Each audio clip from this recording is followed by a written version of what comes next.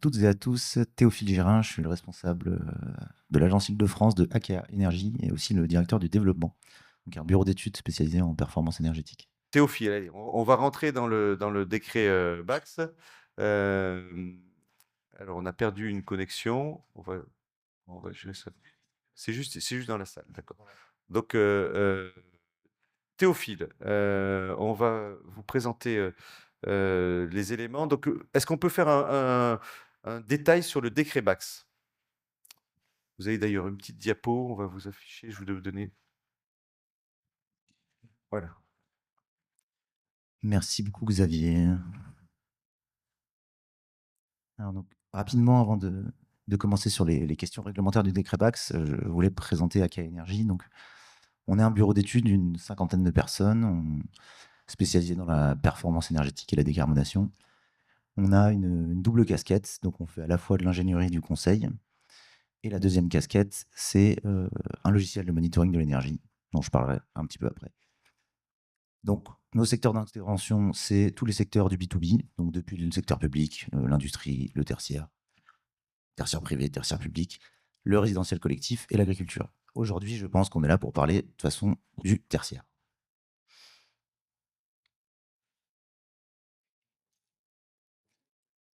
Donc, depuis un peu plus de 15 ans, on développe un logiciel dont on a pas mal parlé hier, je pense, Xavier, Oui. qui s'appelle Delta Conso Expert et qui est donc un logiciel de monitoring de l'énergie et de l'eau qu'on développe en interne et qu'on commercialise auprès de clients principalement publics, mais aussi des clients privés dans le secteur tertiaire et dans le secteur industriel. Je passe maintenant à ce qui nous intéresse aujourd'hui et pas par la partie la plus drôle, la partie réglementaire. Voilà, mais c'est indispensable de comprendre le cadre réglementaire pour pouvoir après déployer ça. Là, on parle pour les collectivités et la maîtrise d'ouvrage privée aussi qui nous écoutent aujourd'hui. Donc, il y a deux dates à retenir, hein, c'est ça, Théophile? Voilà, c'est ça. Sur le décret BAX, donc le décret BAX, très rapidement, c'est le petit frère du décret tertiaire. Donc le décret tertiaire, c'est des obligations de résultat. Le décret BAX, c'est des obligations de moyens. Donc le décret, on en a parlé tout à l'heure avec Madeleine, les fameux moins 40, moins 50, moins 60% sur le décret tertiaire. Le décret BAX n'a pas d'objectif chiffré, mais il demande de mettre en place des installations qui répondent à certaines exigences avec un certain calendrier, donc qui est affiché ici. Le calendrier est assez simple. Première échéance est dans un mois. Donc bon, voilà, je pense que tout le monde n'est pas prêt. C'est normal, c'est un décret qui est sorti finalement assez récemment et la communication n'a pas forcément été très bonne. Ce qui veut dire que beaucoup de maîtrises d'ouvrage se sont inquiétés du sujet assez récemment. Donc la première échéance est assez difficile à atteindre et il y a une deuxième échéance janvier 2027 pour les puissances plus petites. Alors comment ça fonctionne ce système d'assujettissement?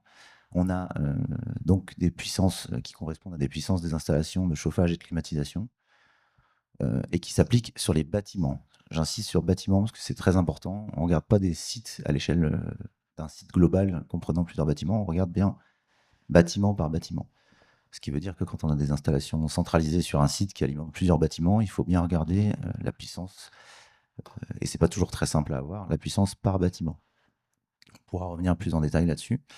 Donc l'échéance qui arrive dans un mois, 1er janvier 2025, les bâtiments de plus de 290 kW installés, chaud et froid, et en 2027, 70 kW. Sachant qu'il est possible que la date de 2027 se décale, notamment lié à des textes européens, et que ça passe en 2029. Pour l'instant, c'est pas encore figé. Donc je n'irai pas forcément plus loin sur ce terrain-là, mais c'est possible qu'il y ait un décalage. On le saura quand s'il y a un décalage? On le saura dans les prochaines semaines, Ouais. prochains mois. Ça devrait arriver assez rapidement. Bon, le problème, c'est que là, on a une légère instabilité politique. Je ne sais pas si vous êtes au courant.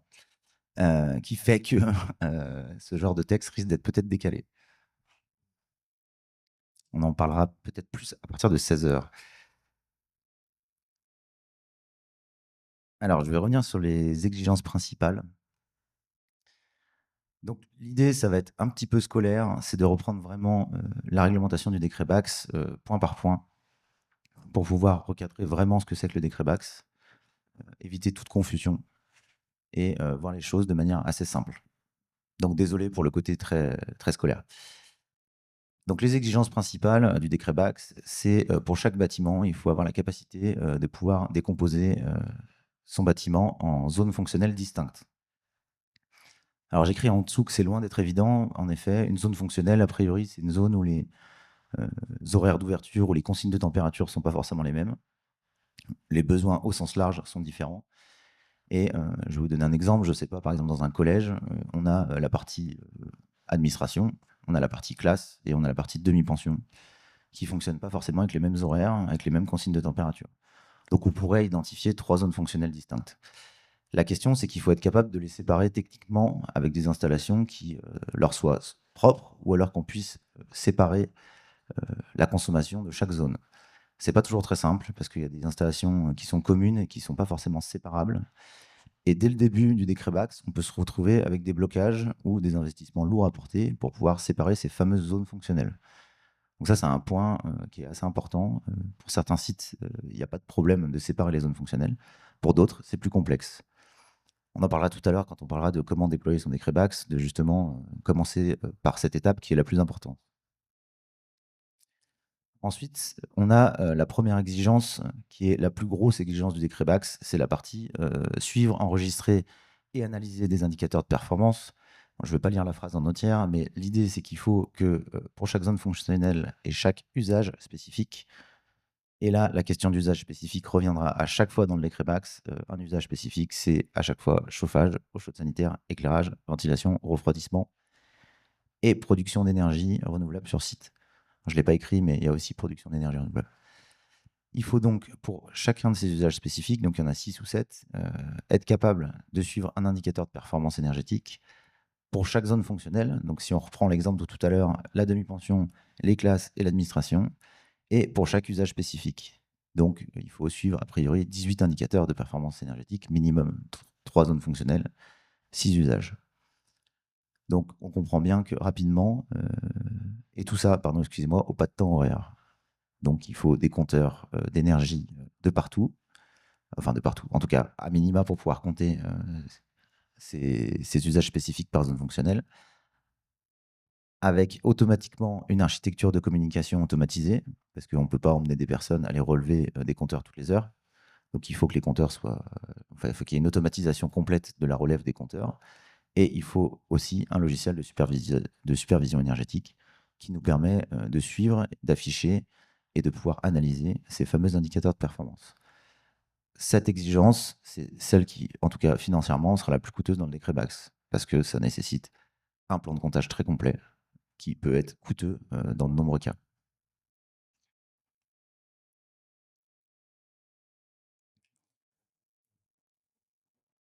L'exigence suivante concerne l'ajustement en continu des systèmes techniques. Alors, in fine, c'est la seule exigence du décret BAX parmi les 7 ou 8 exigences qui va parler vraiment de régulation des équipements techniques, à savoir réguler une chaudière, réguler une pompe, réguler une centrale de traitement d'air. C'est le seul endroit où c'est vraiment explicitement demandé d'aller faire de la régulation. Et la condition est assez simple, il faut qu'il y ait des règles de pilotage qui soient préétablies pour s'adapter aux besoins réels pour chaque zone fonctionnelle, évidemment, et pour chaque usage spécifique. Donc concrètement, il faut qu'il y ait des scénarios de fonctionnement, donc souvent des scénarios horaires ou hebdomadaires de fonctionnement, des valeurs consignes sur on va dire une valeur confort, une valeur par exemple hors gel ou une valeur en inoccupation. Et tous ces éléments-là, on va les définir de manière préétablie en fonction d'éléments extérieurs qui peuvent être amenés à bouger. Donc le cas le plus connu, c'est le chauffage s'adapte automatiquement en fonction des horaires et des consignes et de la température extérieure. Donc ça, c'est quelque chose de très connu, mais c'est ce qui répond déjà à cette exigence. Voilà cette exigence. Donc elle est évidemment c'est pour le chauffage, mais c'est aussi le cas pour l'éclairage ou pour la ventilation. Donc une des exigences principales du décret BAX aussi. Ensuite, on passe sur des exigences qui sont plus des exigences de moyens et moins des exigences de fonctionnalité. Donc on retrouve l'archivage des données.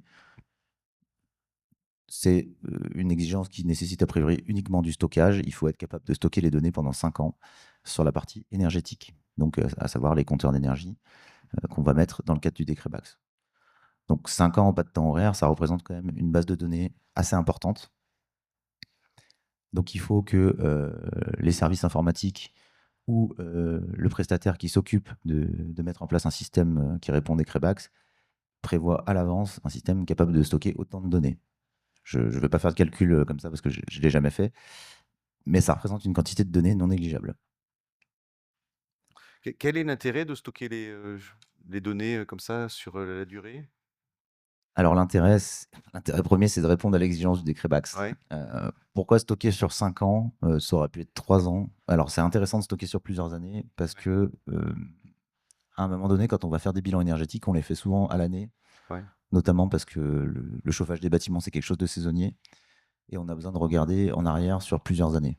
Alors après 5 ans, c'est, pourquoi pas? Nous, en général, on le fait sur 3 ans, 4 ans, mais voilà, 5 ans, ça me semble quelque chose d'adapté. Stocker au pas de temps horaire, c'est là où la question se pose. Est-ce qu'on a besoin d'autant de détails? Sur 5 ans, peut-être pas, mais je pense que c'est un garde-fou pour éviter qu'il y ait des systèmes qui n'aient pas de stockage. ouais. Donc je continue, j'ai bientôt fini sur mes exigences principales, je vous le promets. Heu, alors là, on passe sur des objectifs, Non, mais c'est hyper intéressant là ce que vous faites parce que franchement Théophile, ce truc-là, il s'est jamais fait, hein. C'est-à-dire qu'aujourd'hui, c'est ce qu'on disait quand on avait préparé cette conférence, aujourd'hui, les collectivités, et pas que, hein, la maîtrise d'ouvrage, connaissent pas forcément le décret BAC, son contenu, les obligations, de manière synthétique, hein, sans se plonger dans les textes. Donc là, vous faites ce travail, pédagogique, effectivement un peu descendant, mais il faut le faire pour qu'on puisse comprendre ce qu'il en est. Merci à vous, hein, de le faire. avec plaisir. Donc les prochaines exigences sont des exigences de fonctionnalité principalement. Donc on va retrouver, l'exigence d'implémentation d'indicateurs de performance énergétique, donc IPE veut dire indicateur de performance énergétique, et il faut être capable de comparer ces fameux IPE à des valeurs de référence. Donc très concrètement, dans le logiciel de supervision, il faut mettre en place, donc on récupère toutes les données de comptage dont on a parlé tout à l'heure, on va mettre en place des indicateurs de performance dans ce fameux logiciel, pour chaque zone fonctionnelle et pour chaque système technique, comme à chaque fois, et on va les comparer à des valeurs de référence. Ces valeurs de référence, souvent, ce sont soit des rendements de référence qu'on pourrait retrouver dans des fiches techniques ou dans des recommandations ou dans des réglementations. Et ça peut aussi baser sur des valeurs historiques de consommation ou d'objectifs à atteindre sur son bâtiment. Ce qu'elle demande, cette exigence, c'est principalement des moyens humains, parce qu'il faut mettre en place ces indicateurs de performance, et elle demande des fonctionnalités assez avancées de logiciels de supervision. Donc c'est un mélange de, on va dire, logiciel et humain, une fois qu'on a réalisé les précédentes exigences. C'est très exigeant. Ça va beaucoup plus loin que ce qu'on demande dans de nombreuses réglementations. Le décret BAX, s'il y a bien un endroit où il est très exigeant, c'est justement ces parties-là, ces fonctionnalités qui sont demandées, où on en est très loin actuellement dans le secteur tertiaire. Même l'industrie, on pourrait considérer qu'ils ont de l'avance sur les sujets d'indicateurs de performance. Au final, ils n'y sont pas encore, enfin, ils n'y sont pas tous. Et il y a du retard réellement en France sur ces questions de suivi d'indicateurs de performance. L'exigence suivante, elle découle de la précédente et elle est assez logique. C'est une fois qu'on a mis en place des indicateurs de performance, il faut être capable de détecter des pertes d'efficacité et des dérives. Donc, c'est ça, ce qui paraît relativement logique. On met des indicateurs de performance, on les suit, et si jamais il y a un indicateur qui ne va pas dans le bon sens, on est capable de le détecter de manière automatique. Et pour ça, il existe une méthode assez facile, c'est de mettre en place des alarmes. Et ces alarmes vont être là pour alerter les différents utilisateurs, que ce soit les exploitants ou les maîtrises d'ouvrage, sur le fait que leurs indicateurs de performance sont en dérive ou il y a une perte d'efficacité quelque part. Donc après, il y a des sous-exigences qu'on peut retrouver dans le décret BAX, notamment le fait de prioriser les alarmes. Forcément, une alarme sur un système de chauffage a priori plus d'impact qu'une alarme sur un système d'éclairage. Le chauffage, ça représente souvent plus de la moitié des consommations d'un bâtiment, donc on s'intéresse d'abord au chauffage, et puis aux usages énergétiques plus bas. Et encore une fois, c'est des fonctionnalités de logiciels qui sont assez avancées et qui nécessitent, encore une fois, de nombreux moyens humains pour pouvoir mettre en place toutes ces alarmes. Encore une fonctionnalité très exigeante du décret BAX. Ensuite, on retrouve à nouveau des exigences de moyens. Donc, il faut que tous les systèmes qu'on mette en place dans le cadre d'un décret BAX soient interopérables. Alors, l'interopérabilité, c'est un terme qui peut un peu poser question. Ce qui est retenu, c'est qu'il faut que tous les équipements qu'on mette en place aient la capacité de communiquer. Capacité de communiquer, ça ne veut pas dire qu'ils doivent communiquer entre eux, ça veut dire qu'ils doivent avoir la capacité de communiquer. Donc c'est beaucoup plus simple que communiquer.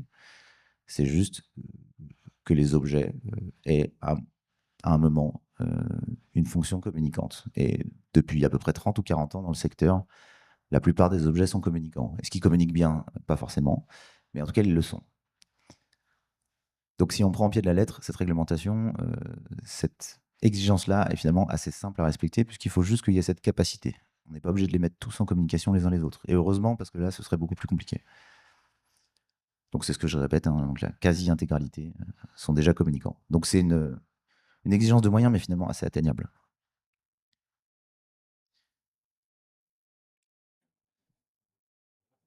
Alors ensuite, on revient sur la gestion autonome des systèmes techniques.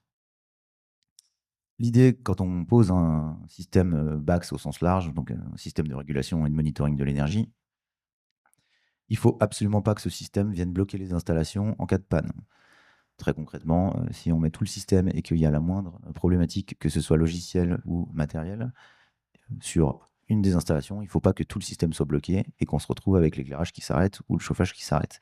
Ça paraît d'une évidence folle, mais c'est quand même précisé que les installations doivent pouvoir fonctionner de manière indépendante et qu'on puisse les passer, ce qu'on appelle en exploitation, qu'on puisse les passer en mode manuel. Bon, très concrètement, pour moi, c'est vraiment une évidence. Je pense pas forcément passer beaucoup plus de temps sur cette exigence, puisque ce serait vraiment peu probable qu'on ait des systèmes aussi mal conçus. Et la dernière exigence, dont on va reparler tout à l'heure, il me semble, concerne le bon fonctionnement du système BACS. C'est vraiment un point important dont on va parler. Pourquoi? Parce que ces installations de régulation et de monitoring de l'énergie, on peut se trouver dans des situations, et nos expériences de bureau d'études nous le montrent, où il y a beaucoup de systèmes qui se retrouvent abandonnés ou mal utilisés, mal exploités, ou même complètement caducs. Et ça, souvent, c'est à cause de la maintenance. De la maintenance et de l'inspection. Et donc, on se rend compte que si on met bien les bons moyens en termes de maintenance et d'exploitation, ces systèmes-là ne seraient pas caducs. Et le décret BACS l'a prévu, en demandant notamment une inspection dans les 2 premières années de la mise en place. Donc, pour les sites qui vont être assujettis à partir de 2025, il faudra faire une inspection d'ici le 1er janvier 2027. Et pour les sites en 2027 ou 2029, ce sera la même chose. Première inspection dans les 2 ans, puis tous les 5 ans. Les règles de l'inspection, je ne vais pas rentrer dans le détail, mais très concrètement, elles sont définies noir sur blanc dans le texte. C'est une inspection relativement évidente de tout ce qu'il faut regarder dans un système BACS. Rien d'anormal. Par contre, il y a 2 éléments très importants. C'est la formation de l'exploitant. Pourquoi? Parce que la plupart des sites tertiaires, et notamment dans le public, on retrouve des exploitants externes, donc des entreprises de maintenance. Il faut absolument qu'ils soient formés au système BACS, à la fois à la partie régulation, à la fois à la partie monitoring de l'énergie, puisque c'est eux qui, tous les jours, vont piloter les installations. Donc cette formation est demandée par le décret BACS, mais elle est aussi fortement recommandée par les professionnels du métier. Dernier élément qui est assez important aussi, c'est la campagne de vérification des consignes et des scénarios d'usage. Quand vous êtes gestionnaire d'une collectivité ou d'un patrimoine tertiaire au sens large, vous avez vos sites qui évoluent. Ils évoluent à la fois en termes de temps on va dire de temps d'utilisation, d'horaire de fonctionnement, de consignes de température. On a vu de nombreuses collectivités qui ont serré la vis au niveau des consignes suite à l'augmentation du prix de l'énergie et pour des raisons évidentes de décarbonation. Donc, à ce titre-là, les scénarios sont amenés à bouger. Et donc, il faut être sûr que le décret BACS prenne bien en compte l'intégralité des scénarios. Et ça, on le fait autant faire se peut. Donc, on peut le faire tous les mois, ou à minima, le décret BACS demande de le faire tous les ans. Qu'on puisse aller sur l'installation et mettre à jour tous les réglages pour s'assurer que à chaque fois, les besoins du site soient bien pris en compte. Voilà, c'était ce point assez long sur la réglementation, mais qui fait du bien en début de conférence. Merci Théophile là, d'avoir fait cet exercice-là. Avec plaisir. Pour continuer, Théophile, merci Charles pour ce constat, mais on reviendra vers vous. Théophile, pour continuer, le décret BACS, moi ce que j'aimerais savoir là, au vu de ce qu'on se dit, c'est combien de temps on met à peu près pour entre le moment où on commence un projet et puis le moment où, ben, finalement on est, le décret Bax, il est appliqué et puis surtout on avait dit c'est il faut commencer par quoi pour commencer ce décret Bax? C'est-à-dire je suis une Ouais, collectivité, tout à fait. je suis un propriétaire, bah, comment je rentre dans ce projet finalement? Donc j'ai essayé de mettre quelques slides sur ce qu'on appelle un schéma directeur des Crébax. Alors c'est très simplifié et l'objectif c'est vraiment de donner les étapes principales. Heu, Nous, ce qu'on a l'habitude de faire, c'est de proposer, à nos clients, à nos prospects, de commencer par un audit de conformité. C'est déjà de savoir où on en est par rapport au décret Bax. La question de se dire, ça prend combien de temps? Heu, Quelles sont les difficultés? Quels sont les investissements à mener? Quels sont les moyens humains à mettre en face? Bah, sans savoir où on se situe déjà actuellement par rapport, aux exigences du décret, c'est compliqué. Oui, parce que Donc c'est ce que disait Pierre, il y a des fois des bâtiments, on n'est pas très loin, et puis d'autres bâtiments, je suis un peu plus loin. ouais, tout à fait. C'est très exigeant, donc il y a peu de bâtiments qui sont de base, conformes à 100. Il y a des systèmes de dérogation dont on va parler tout à l'heure et aussi, il y a des bâtiments, où ils sont très loin parce qu'ils ont strictement rien ou très peu. On en parlera tout à l'heure un petit peu en détail. Alors ces audits de conformité, ils peuvent être menés, soit en interne, par les services techniques de la maîtrise d'ouvrage, mais pour ça, il faut avoir à la fois des compétences et à la fois les moyens humains, heu, à déployer sur le terrain. Soit sinon, ça peut être fait par des bureaux d'études. Les étapes, on va dire dans l'ordre, hein, c'est d'abord de savoir quels bâtiments sont assujettis. Il y a des choses très simples, hein, quand on a une chaudière de 75 kilowatts sur un bâtiment, l'assujettissement, il est très facile à faire. 75 kilowatts assujettis, 65 kilowatts non assujettis. Maintenant, on peut avoir une installation centralisée de 300 kilowatts qui dessert 6 bâtiments avec, chaque bâtiment une puissance unitaire. Là, déjà, c'est compliqué parce on n'a pas forcément tout le temps, une puissance par bâtiment. Donc il faut se dire: «Est-ce que mon bâtiment représente plus de 70 kilowatts?» sachant que c'est qu'une partie, d'une chaufferie centrale. Déjà là, l'assujettissement, il n'est pas évident et ça nécessite potentiellement déjà des petites études, voire des études approfondies. Donc c'est la première étape, assujettissement des bâtiments. Deuxième étape, ça nécessite, de travailler sur un état des lieux complet de toutes les installations techniques. Déjà savoir, référencer les différents usages, spécifiques qu'on a cités tout à l'heure, à chaque fois chauffage, chaude sanitaire, ventilation, éclairage et cetera. Ça, c'est la première chose. Ensuite, état des lieux de la régulation. Donc qu'est-ce qu'on a comme installations qui permettent de réguler? Des automatismes, donc des tout ou partie d'une GTC ou d'une GTB. Regarder en détail, depuis, les armoires électriques jusqu'aux installations, logicielles, supervision et cetera et ensuite, on va regarder la partie monitoring de l'énergie. Donc monitoring de l'énergie, c'est le comptage, qu'est-ce qu'on a comme compteur sur site? De nombreux sites, surtout, sur les petits bâtiments, qui, n'ont qu'un compteur, distributeur, d'électricité et un compteur, distributeur de gaz. Malheureusement, c'est pas suffisant pour le décret Bax, donc il faut aller regarder aussi, ce qu'on va retrouver en termes de sous-compteurs, donc des sous-compteurs d'électricité, de gaz, de calories, de frigories, enfin après il y a plein de types de sous-compteurs. Donc faut être capable d'avoir l'état des lieux complet, déjà pour savoir où on se situe.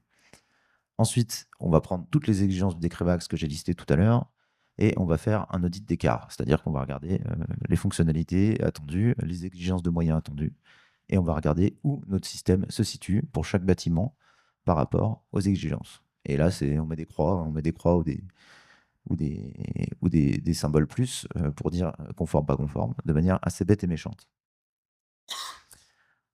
Suite à ça, il faut évidemment, en sortir un certain nombre de préconisations et un plan d'action de mise en conformité. Sachant que dans ce plan d'action, in fine, il faudra réaliser une analyse économique. L'objectif de l'analyse économique, c'est on ne va pas demander à toutes les maîtrises d'ouvrage d'investir, des centaines de milliers d'euros dans des systèmes Bax sur l'ensemble de leur site. À un moment, il faut qu'il y ait, à minima, faut respecter la réglementation évidemment, mais il faut qu'il y ait quand même à minima une rentabilité économique qui, se base, sur des temps de retour sur investissement, basés sur des économies d'énergie et l'investissement, alors souvent on regarde que l'investissement financier, mais concrètement il y a aussi, une variable cachée qui est l'investissement humain. Si, une collectivité est obligée de recruter, un économe de flux pour piloter le Bax, ça a un coût qui est très élevé d'ailleurs, souvent bien plus que l'investissement financier, Ouais. donc c'est un élément important Et justement, ces analyses économiques, c'est ça qu'on va regarder pour ce qu'on appelle les dérogations, dont on va parler peut-être maintenant. Théophile, alors pour continuer, il y a des, pour finaliser là sur cette partie, il y a des dérogations possibles, sur ce décret Bax, hein? Exactement. Si on fait un peu la synthèse de ce qu'on s'est dit, concrètement, il y a deux exigences principales dans le décret Bax. C'est mettre de la régulation sur les équipements. Donc ça se fait via des GTC, des GTB. Et le point qui finalement est le plus exigeant, après coup, c'est surtout de suivre la performance énergétique.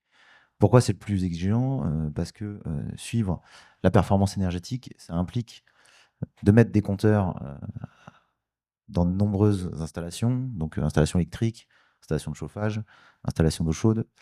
Les compteurs, c'est des équipements qui coûtent assez cher. Et ces compteurs-là, faut les télérelever, il faut mettre un système de communication automatisé avec un logiciel. C'est des investissements qui sont assez importants. Et pour le coup, si on parle des collectivités, mais si on parle du tertiaire au sens large, il y a un véritable retard. Autant sur la régulation, il y a de nombreux équipements qui sont déjà régulés. En fait, on va dans une collectivité, même dans un petit site, si on veut avoir une chaudière, il y a déjà un régulateur. La plupart du temps, il régule en fonction de la température extérieure. Il a déjà des horaires de fonctionnement hebdomadaires. Alors, c'est pas forcément optimisé, c'est pas forcément les équipements les plus performants, mais il y a déjà une régulation minimale. Ce qui veut dire qu'on n'est pas obligé de réinvestir sur tous les sites. Par contre, sur la partie comptage, c'est là où on a un fort retard en France. C'est que les installations de comptage, souvent, elles sont soit inexistantes, soit très réduites. Et ça peut impliquer des investissements qui sont très élevés. À partir du moment où le décret Bax est très exigeant, ils ont quand même prévu le fait qu'on puisse avoir des dérogations, notamment si les coûts d'investissement sont trop élevés par rapport au temps de retour. Donc, au même titre que dans le décret tertiaire, on a la capacité de faire des dérogations dans les cas où les temps de retour seraient trop importants sur certains types de travaux, avec des temps de retour différents suivant la typologie des actions. Pour le décret Bax, il y a un seul temps de retour hein, qui fait foi, c'est si le temps de retour est supérieur à 10 ans. Alors, comment ça se calcule? Parce que forcément, 10 ans sortis comme ça, on ne comprend pas forcément l'enjeu. Alors déjà, il y a une séparation entre les bâtiments existants et les bâtiments neufs. Je ne voulais pas trop parler des bâtiments neufs parce que j'ai envie de dire que dans le neuf, rajouter du comptage avec déjà des exigences au niveau de la RE 2020 et mettre son système conforme décret Bax, c'est quasiment une évidence. Donc le neuf, je vais le mettre globalement de côté. Par contre, pour les bâtiments existants, hein, ce qui est le gros du marché pour la conformité au décret Bax, le temps de retour sur investissement se calcule pour chaque usage spécifique, c'est-à-dire qu'on doit le faire à chaque fois séparément pour le chauffage, la clim, la ventilation, l'eau chaude sanitaire, etc.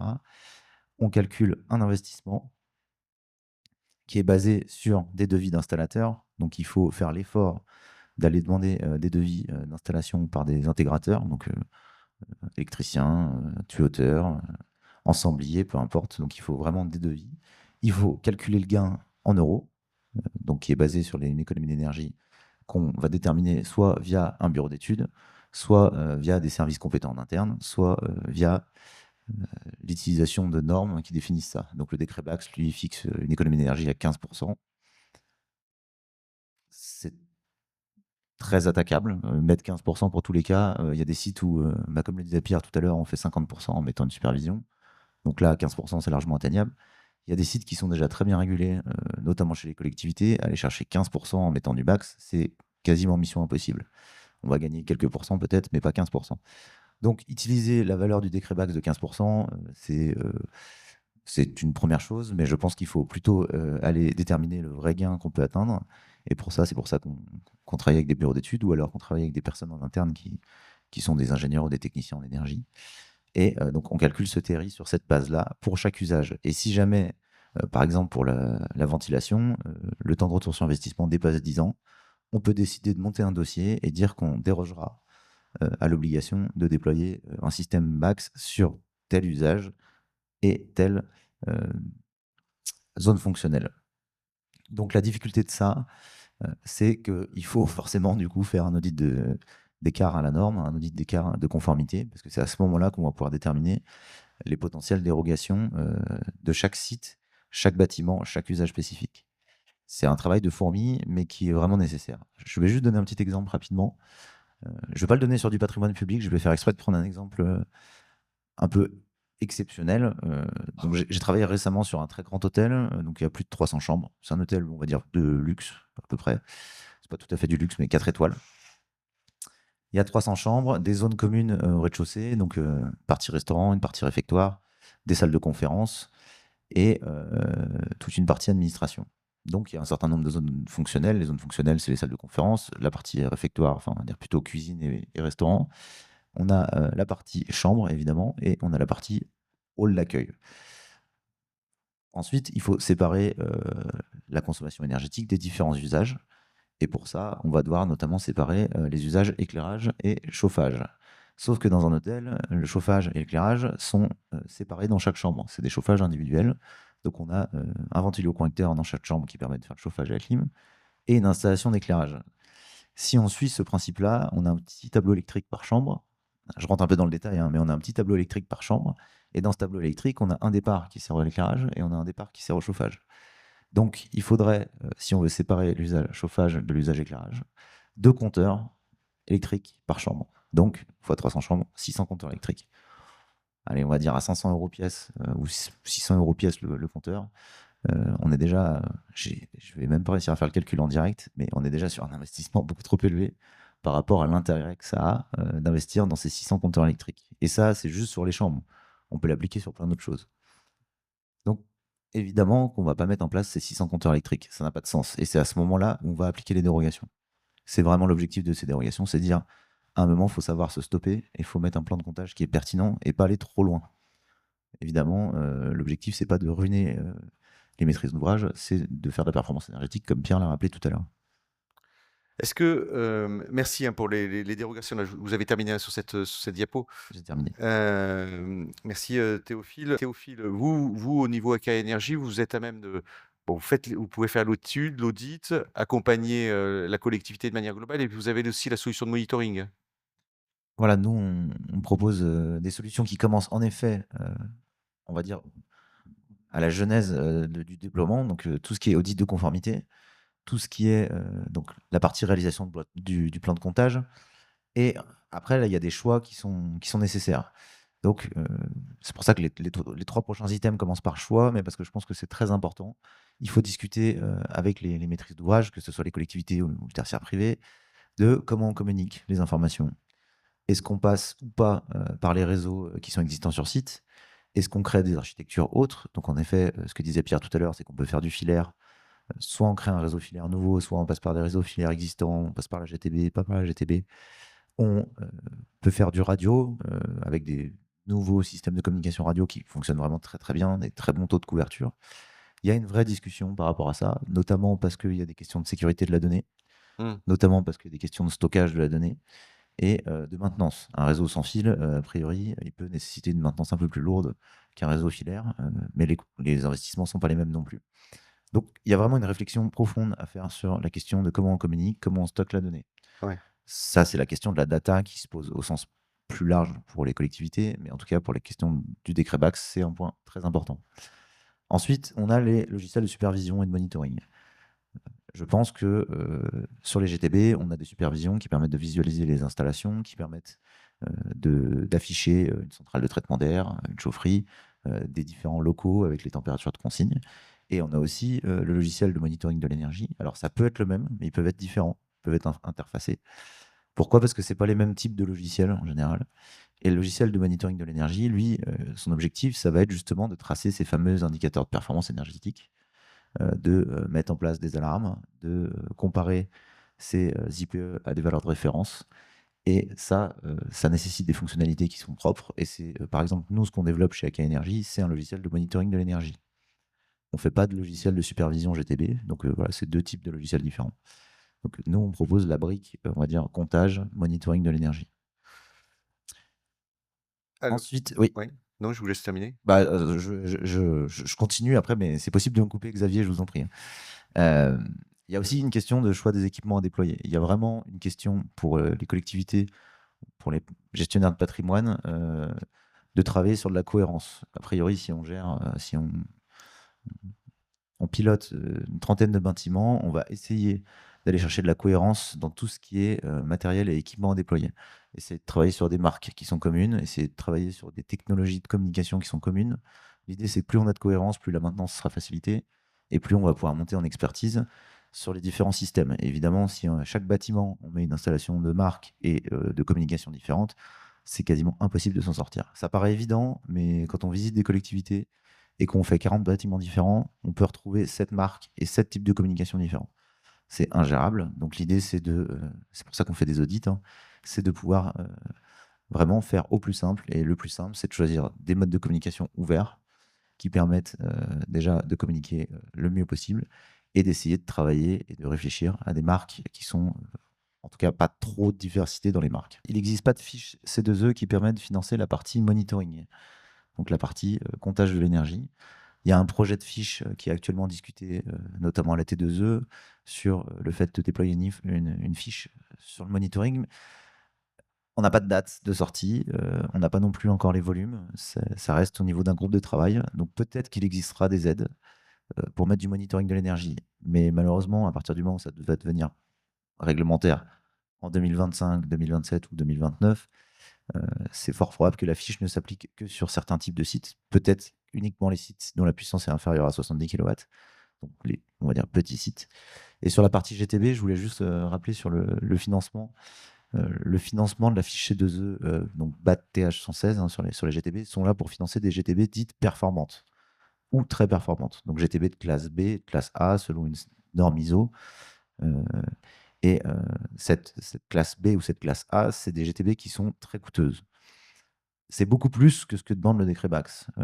GTB de classe A, ça va beaucoup plus loin que les exigences du décret BAX. C'est pour ça qu'il faut ne pas confondre ce que demande le décret BAX, à savoir mettre de la régulation performante et du monitoring de l'énergie, avec le déploiement d'une GTB de classe A ou B. Et c'est toujours pareil, la prime C2E, elle nécessite d'aller chercher plus loin que la réglementation. Vu que la réglementation, c'est moins qu'une classe B ou qu'une classe A, à partir du moment où on met en place une classe B ou une classe A, on peut aller chercher du financement. Donc il y a ces deux confusions possibles, c'est de penser que le décret BAX, ça demande d'aller mettre de la GTB de classe A de partout, c'est ce que peuvent dire certains acteurs, parce qu'à un moment, il y a des enjeux commerciaux, il y a des enjeux de lobbying. Ce n'est pas le cas. Le décret BAX ne parle en aucun cas de classe de GTB. C'est deux textes qui sont différents, il y en a un qui est d'application volontaire, et il y en a un qui est réglementaire.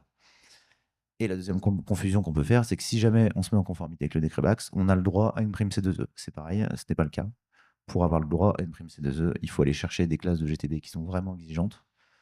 Notamment la classe B, ça nécessite au moins d'aller faire de la régulation par pièce ou par local, ce qui est rarement le cas. Typiquement dans une école, on régule rarement par salle de classe. On régule en général les morceaux de salle de classe, voire toutes les classes d'un coup. Et la classe A demande en plus d'aller mettre de la détection automatique dans chaque pièce ou dans chaque local. C'est les exigences principales, après il y en a énormément d'autres, mais juste pour dire que les GTB de classe B et classe A sont des GTB très avancés, qui peuvent coûter très cher, et c'est grâce à ça qu'on peut aller chercher des C2E. Ça ne veut pas dire que c'est infaisable, ça veut dire que ce n'est pas les mêmes exigences que les exigences réglementaires du décret BAX. C'était un petit retour sur les confusions qu'on peut faire par rapport à tout ça.